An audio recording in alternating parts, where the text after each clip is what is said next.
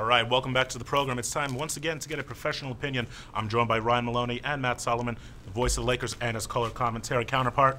Let's rewind for a minute. Saturday saw Lakers host Geneseo in the semifinal matchup of the SUNYAC playoffs.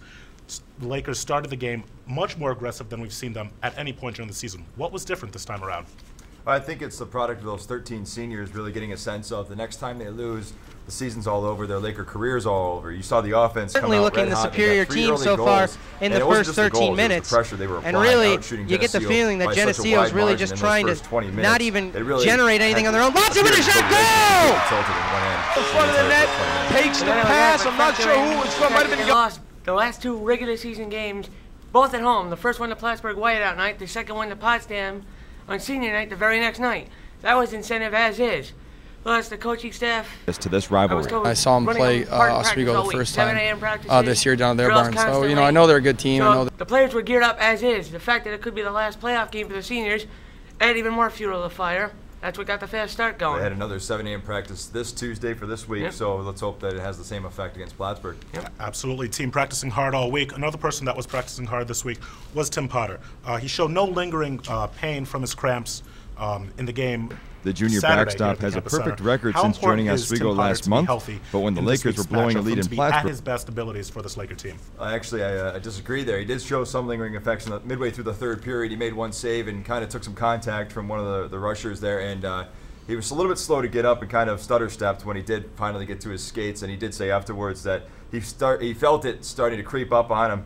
Although, unlike the week before, he decided to stay in net and grit it out, and he was all the better for it, and so were the Lakers. McPhee the goal! McPhee shoots it. Potter, I guess, might have been screened. And so with 30 seconds left in the power play, Geneseo is able to tie it up is able to get on the board 3-1. Right now, the biggest worry going into the playoff game is the offense.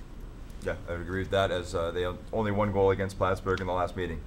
All right, Lakers, as mentioned, are going to return to Plattsburgh this Saturday for the SUNYAC Championship. What are the Lakers going to have to do to pull out a win, an almost crucial win for this group of seniors? Well, it's very crucial. If they want to keep playing, they're going to have to win. It's the only way at this point with 7 losses. There is no chance for a Pool C bid. You have to win that SUNYAC. It's something that's been a goal of this senior class throughout their entire Laker career. None of them, to a man, all 13 of them know what it's like to win that SUNYAC championship. The last title for the Lakers was in 2003. So no titles for this class in conference, just the national title. And as I said, they have to win, and what they have to do is just flat out play better. They've played pretty good against Plattsburgh. They've played sometimes what appeared to be some of their best hockey. I go back to the second period, the first time at the Stafford Ice Arena this year on December 5th. It was perhaps their best period of the season, but they have to have their best 60 minutes. Now, granted, they played better against Plattsburgh this year at Stafford, but the difference between the last trip to Stafford and this trip now in the playoffs, like I said earlier, is the goaltending.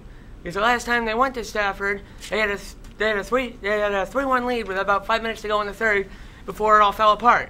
Now, they've got the goaltending, get traffic in front of the net, get shots off.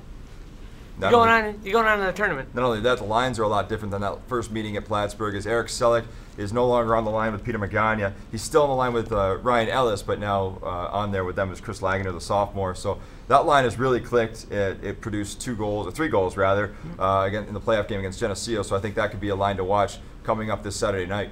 Now, you brought up Eric Selleck. He was named SUNYAC Rookie of the Year. He had outstanding numbers this year to boot.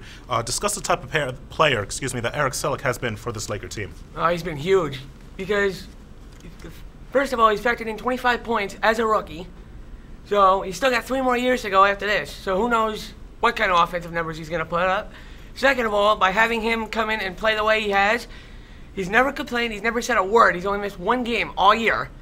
He's been a quiet leader on the team, just went about doing his job, and now they have a solid second-line center that they can rely on if, say, for some reason McLaughlin's not getting it done.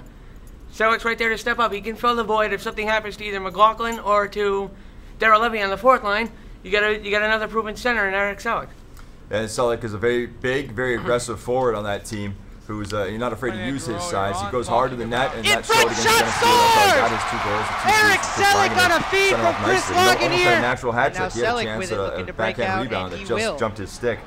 late in the third period. So, I mean, this guy, if he's found that scoring touch, that not only gets the team going in that respect in terms of another guy that can score, but it makes things easier on Ryan Ellis, who plays on that same line, who is a huge scoring threat for the Lakers. He's shown that throughout his 3+ years now. He is the defending SUNYAC MVP before he was unseated by Brian Hintz this year.